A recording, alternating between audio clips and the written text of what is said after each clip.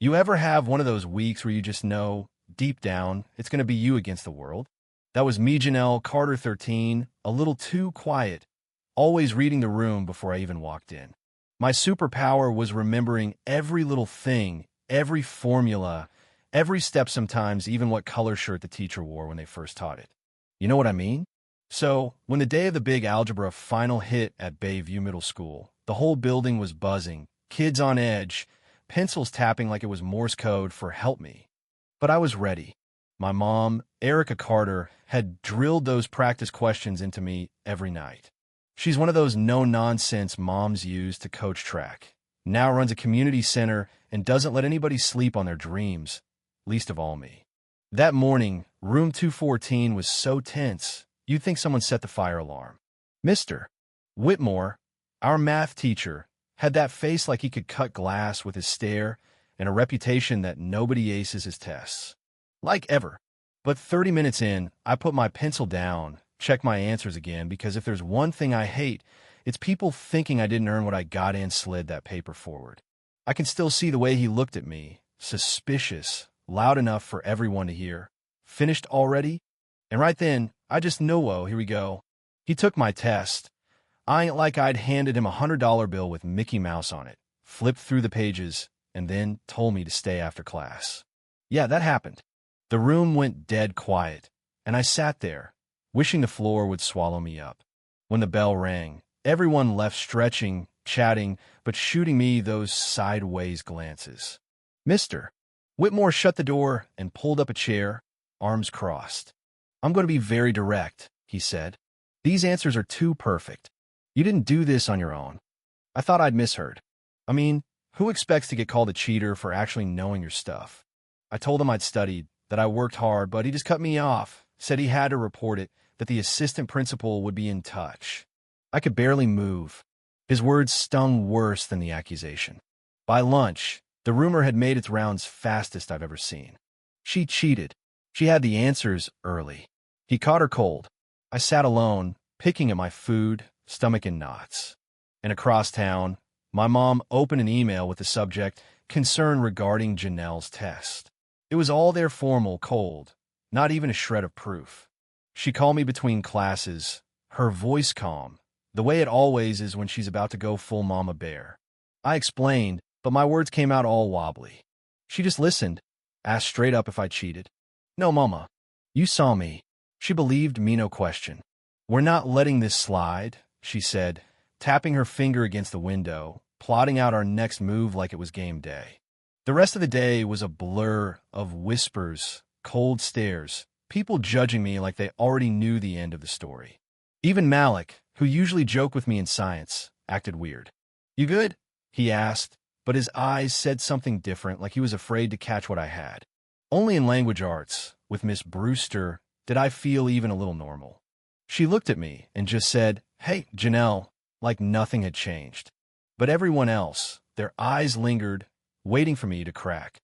That night, my mom pulled out this fat manila folder every practice test, every note, every quiz, all organized like she was my lawyer. Why do you keep all this? I asked.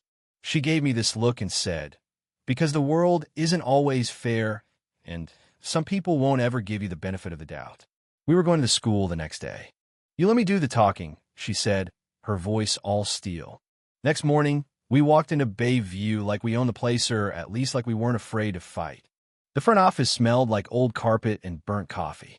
Mom marched right up to the desk, folder in hand, and said, I need to see the principal. Not ma'am. Not please. Just business. We got called into a conference room, Mr. Whitmore there, arms crossed, and MS. Valenula, the assistant principal, all smiles but her eyes tight. They started with their careful words, we have some concerns, but Mom cut right through it. I want specifics. You're accusing my daughter of cheating. Where's the proof? Whitmore finally said it. Your daughter scored a perfect 100, used a method I barely even teach. Mom slid the folder across the table. She studied. With me. Want proof? Here it is. Mr. Whitmore barely glanced at the folder. Janelle, he said, used a method he taught way back in November, right before Thanksgiving break. I remembered every detail because that's just how my brain works. Miss Valanula tried to be diplomatic, but Mom wasn't having it. Is it so hard to believe a black girl can be brilliant without suspicion? The room went cold. Whitmore had nothing to say.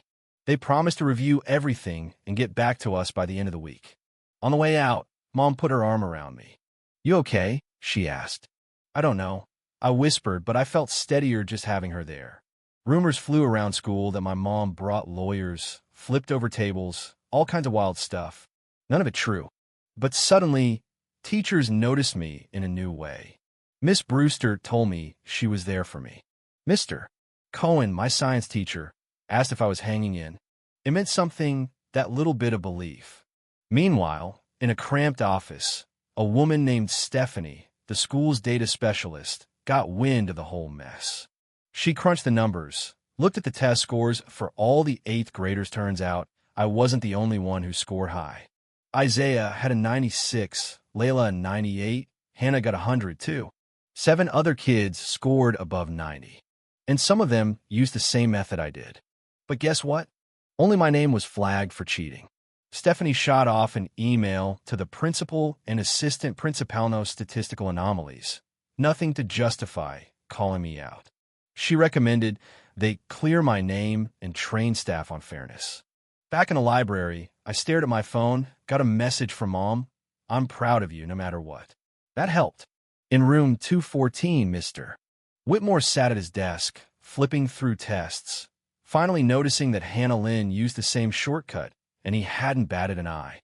Maybe, just maybe, this wasn't about the math at all. The next morning, my name was called over the intercom. "Janelle Carter, please report to the office." Every head turned. I walked out, heart pounding.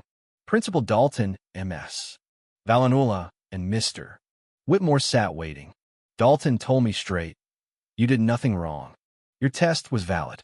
Your answers were your own." Mr. Whitmore apologized, admitted he let his expectations get in the way. My record would be cleared. Before I left, I asked if they'd tell the other students. Dalton hesitated. "We could talk about it." I left, not angry, just empty. At lunch, I sat alone until Hannah came over. "That was messed up," she said. "I got 100 too. Use your method." Nobody said a word to me. "Not fair," I said. "Nope," she replied. 6th period, Miss Brewster returned my essay with a note. "You handled this with more grace than most adults. Never let anyone dim your light." First time I smiled in days. That night, Dalton called my mom, promised a letter to parents about fairness, staff training, and a student forum. Mom just said, "Good. Keep going." And the next week, something wild happened. Other students started coming forward. Isaiah told MS. Valanula he used the same method, scored high, and never got questioned. So did Layla. So did Andrew. It was only me who got accused. MS. Valanula took notes, names, dates. It was starting to look like a pattern. On Thursday, Mr. Whitmore handed out a pop quiz. He paused at my desk, and our eyes met. For once, he looked different. Less suspicious, more human. After class, Darnell, a kid who barely passed anything, joked, "Just want to make sure you don't think I cheated if I actually do good today." Some kids laughed, some didn't. But the message hung in the air. That night, Mom told me, "You don't have to go to the forum if you don't want to. No one gets to force you to share your pain." I thought about it. What if I wanted to? "Then you do it your way," she said. Speaking up was never the hard part. It's knowing if people are ready to listen. The forum was packed, students, teachers, parents. MS. Valanula said it was a safe space. Hannah spoke first. "I got 100. Used Janelle's method. No one accused me." Isaiah went next. Same story. When it was my turn, I didn't want to talk, but I did. I just wanted to take my test, get my grade, go home. But when someone says you cheated because you did too well, that's not about math. That's about what they expect from you. I looked at Mr. Whitmore. I want people to admit when they're wrong. I want teachers to check their own thinking before they try to correct ours. Even Mr. Whitmore stood up. I saw a perfect test and assumed the worst. I didn't ask questions. I just made a call based on a feeling I never stopped to examine. I'm Cerrito Janelle, to her family, to every student I doubted for the wrong reasons. His apology wasn't flashy, but it was real. Back home, I cracked open my math notebook for the first time all week.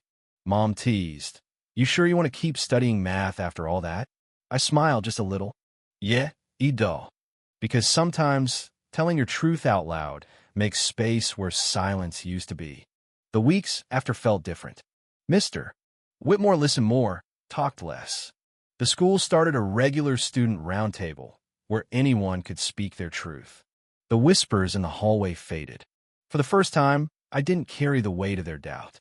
On a quiet Saturday, Mom and I sat on the porch, the sun warm, coffee in her hand, math problems in mine. She said, "People will doubt you for how you think or how you look. But how you respond, that's your power." She squeezed my shoulder. "You didn't just respond. You stood up. You made them listen. Do you think things will actually change?" I asked. "Not overnight," she said, "but you pushed the door open. It's on them now." Later that night, I wrote 3 words at the top of a fresh notebook page. Know your worth. Because nobody else gets to define it for you. So if you've ever been doubted, overlooked, or silence said, carry that weight by yourself. Speak up, keep your receipts, ask your questions. And if you see someone else being pushed down, help them stand back up. Share this story with someone who needs to remember. Being brilliant is not a crime, and don't let anyone tell you different.